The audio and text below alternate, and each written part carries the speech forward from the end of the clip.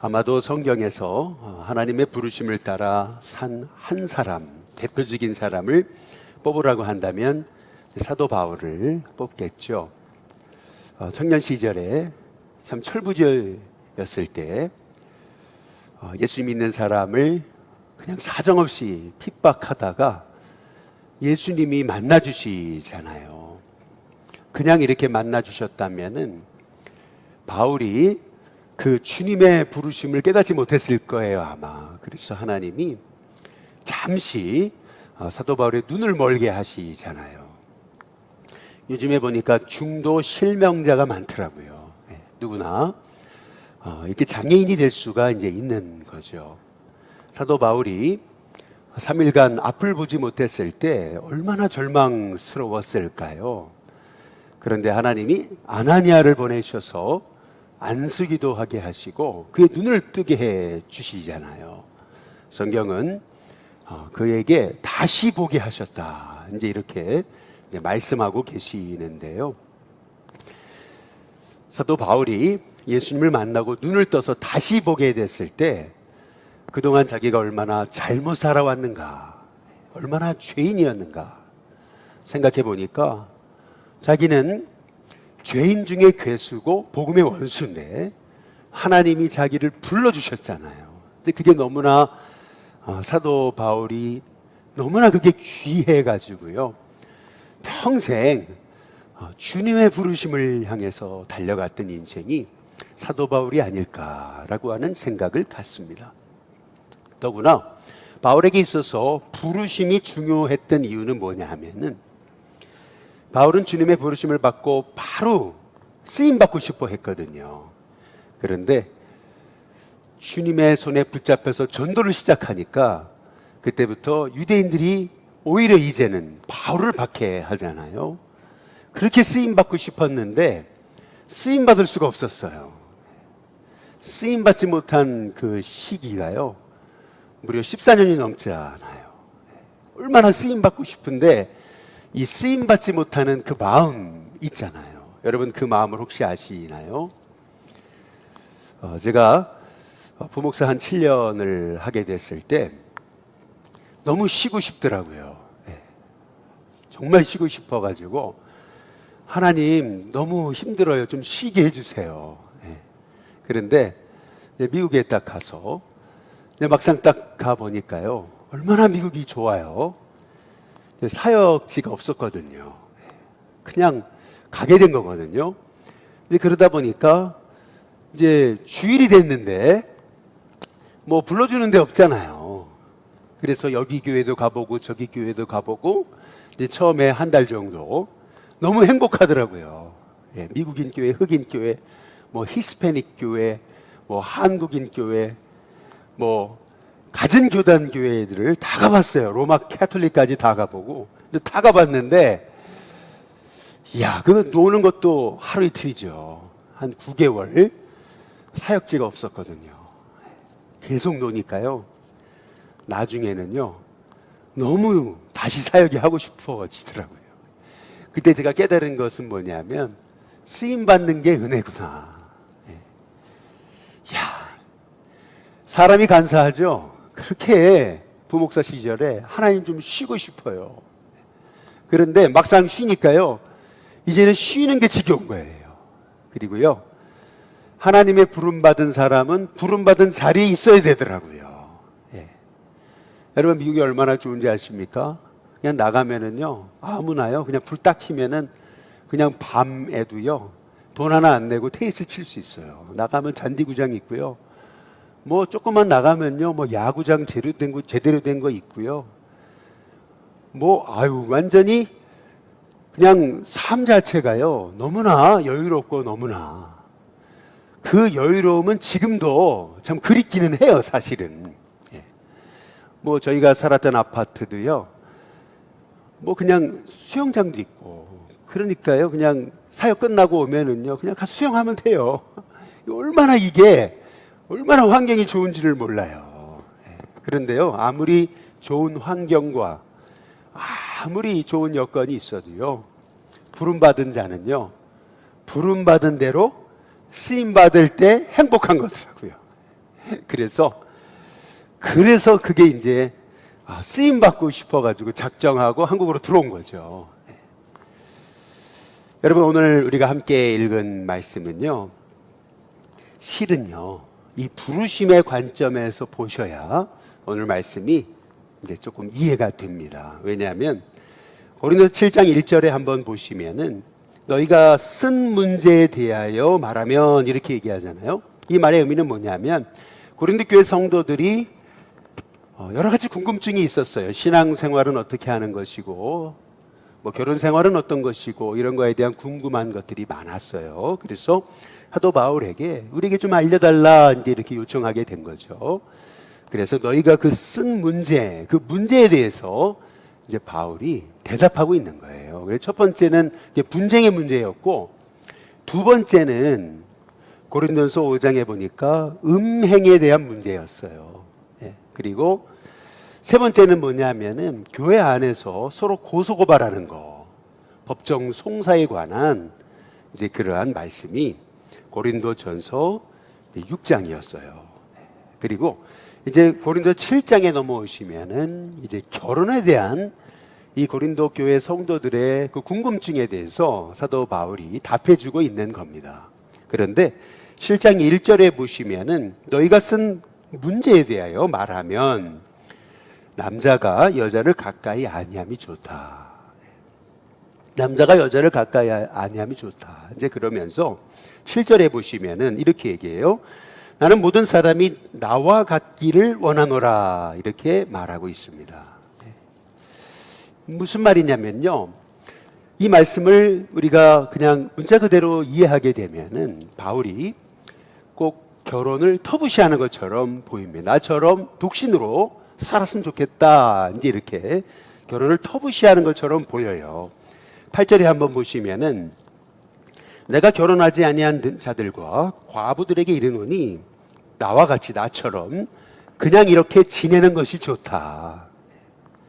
결혼하지 아니하는 자들에게 독신으로 사는 게 좋다. 이제 바울이 그렇게 얘기하잖아요. 그 결혼을 이렇게 터부시하는 것처럼 보입니다.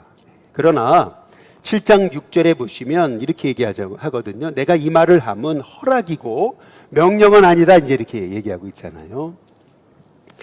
이것은 허락이지 명령은 아니다. 이제 이렇게 얘기하고 있어요. 그리고 또 15절에 한번 보시면은 이렇게 얘기를 합니다. 혹 믿지 아니하는 자가 갈리기를 원하면 이혼하자. 그러면은 이혼해라. 갈리게 하라. 이제 그렇게 얘기를 해요. 그러면서 뭐라 그러냐면은 형제나 자매나 이런 일에 구애받을 게 없다. 이제 이렇게 얘기를 합니다. 굉장히 이게 하나님의 말씀일까? 이제 이런 생각이 들 정도로 좀 충격적으로 다가오는 분들이 있겠죠. 문자 그대로 본다면. 또 19절에 한번 보시면은 이렇게 얘기를 해요. 할례 받는 것도 아무것도 아니다. 그리고 할례 받지 않는 것도 아무것도 아니다. 오직 하나님의 계명을 지킬 따름이다. 이제 그렇게 이제 말하고 이제 있습니다. 유대인들에게 있어서 할례가 얼마나 중요해요. 그런데 실은요, 이 할례가 유대인들에게 있어서는 어떤 자기만의 어떤 우월감 있잖아요. 나는 할례 받은 자다. 어떤 우월감. 이제 그 우월감의 그런 도구가 이제 되었던 것이거든요. 제가 이번에 그 캄보디아에 사모 세미나를 가서 참 느낀 게 많았어요. 이제 그 중에 뭐냐면은 베트남 사람들이 캄보디아 사람을 엄청 무시한대요. 근데 왜 무시하는지 아세요? 여러분, 베트남 사람이 캄보디아 사람을 엄청 무시해가지고 캄보디아와 베트남의 관계는요, 우리가 일본 관계보다 더 심하다고 그러거든요. 근데 베트남 사람들이 캄보디아 사람을 엄청 무시하는 이유, 그게 뭐냐면 얼굴이 까매가지고. 제가 그 얘기를 듣고요, 아니 베트남 사람도 까마지 않냐 이제 그랬더니 우리 친구 선교사가 그러더라고요. 아니 베트남 사람 얼굴 하얘 그러더라고요. 그래서 가만히 보니까 진짜 캄보디아 사람들이 얼굴이 더 까맣더라고요. 이야, 얼굴 까맣다고 그렇게 무시하고, 이제 이게 베트남과 캄보디아의 관계 이제 더라고요. 얼마나 제가 그 얘기를 듣고서요, 야, 얼굴 좀 시커먼 거 가지고 그거 갖고 사람 무시하고, 이 사람의 우월감이라는 거예요. 이게 그렇지 않아요? 그런데 또 캄보디아 사람들이 보니까요, 키가 작아요. 키가 작거든요. 키도 작고 얼굴도 시커멓죠. 이제 그러니까요, 무시하는 거거든요. 그런데 사모님들이 나오셔가지고 이제 간증을 하는데, 너무나 목회가 힘든 거잖아요. 먹고 살기도 힘들고 너무 힘들잖아요. 그래서 목회를 그만둘까 이제 생각을 했는데, 세미나 중에 하나님이 주신 말씀이 뭐냐면, 딸아, 내가 다 안다. 내가 너의 아픔을 안다. 야, 이 말씀 이 하나로요, 이분이 다시 회복되는 거예요.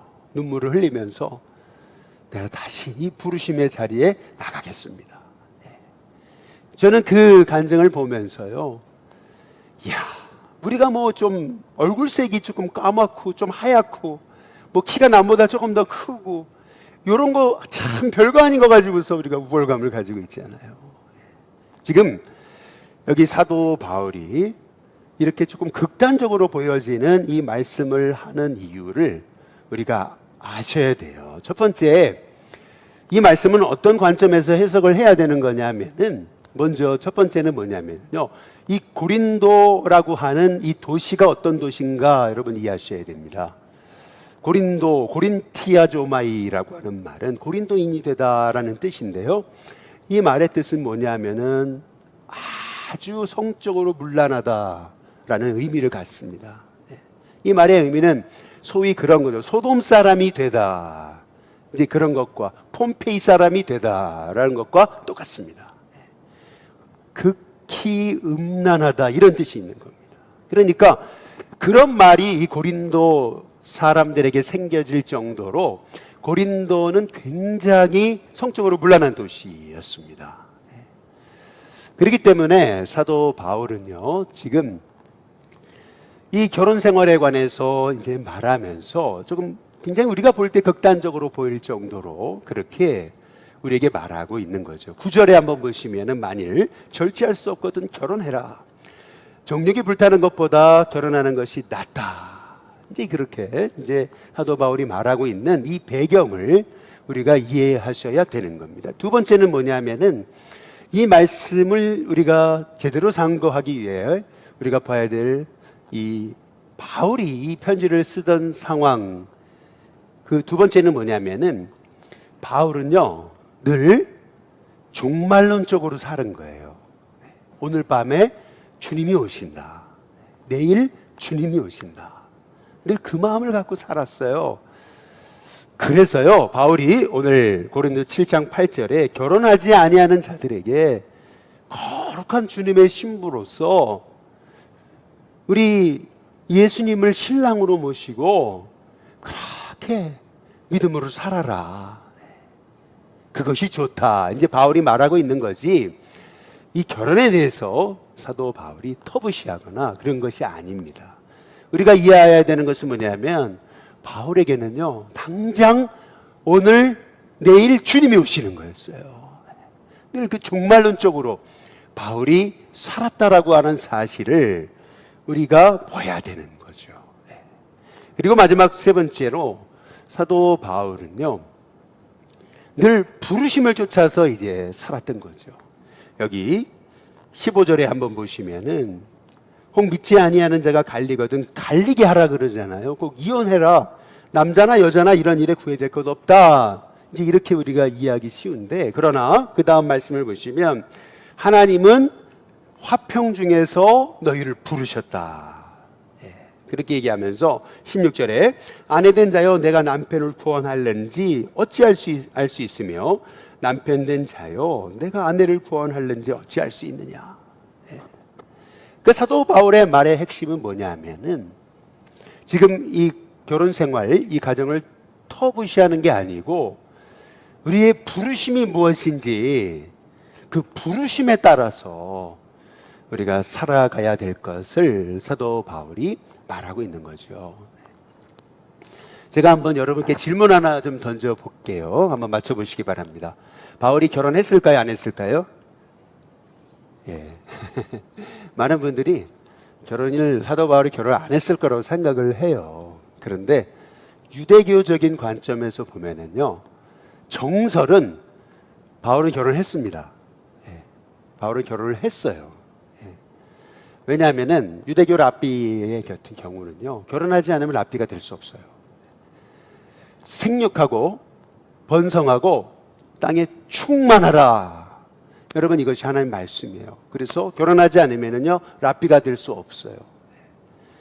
여러분, 그 말의 의미는 뭐냐면 바울은 결혼했을 거라는 거예요. 이게 정설입니다. 예. 그러면 왜 바울은 혼자 살게 됐느냐? 근데 또 하나의 추측은, 이건 추측인데, 왜 바울이 한 번도 그런 얘기를 하지 않기 때문에. 그런데 추측은 뭐냐 하면은, 바울이 예수님 믿고 예수님을 미쳤어요. 복음을 위해 살려고 생명 걸었어요. 막 유대인들이 핍박하잖아요. 여러분, 바울이 예수님을 만나고 주님을 위해 살고자 할 때, 그때 아내가 떠났다는 거예요. 아내가 도망쳤다는 거죠. 이게 아주 있을 법한 이 추측입니다. 근데 오늘 여기 성경에 보시면은요, 바울은요, 그런 결혼 생활에 대한 상처, 아내가 떠난 것에 대한 상처, 여러분, 그러한 언급이나 그러한 흔적 같은 게 사도 바울의 편지에 보면 나오질 않아요.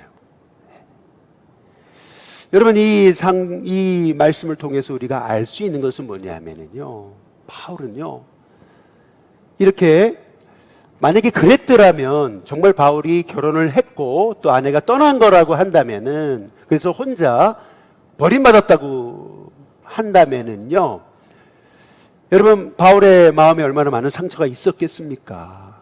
네. 그 데일 갤러웨이라고요, 뉴 라이프 처치라고 미국의 아주 유명한 에즈베리 신학교를 나오고, 그리고 미국 남부 쪽에서 엄청난 부흥 역사를 일으켰던 목사님이 계세요. 그런데 그 목사님이요, 얼마나 헌신적으로 목회를 했던지요, 가정을 안 들어봤어요. 그냥 오로지 목회. 그랬더니요, 어느 날 집에 가보니까요, 아내가요, 편지 한 장을 써놓고 집을 나간 거예요. 그게 뭐냐면은, 이제 더 이상 당신과 살 수 없다. 그래가지고 이혼당했어요.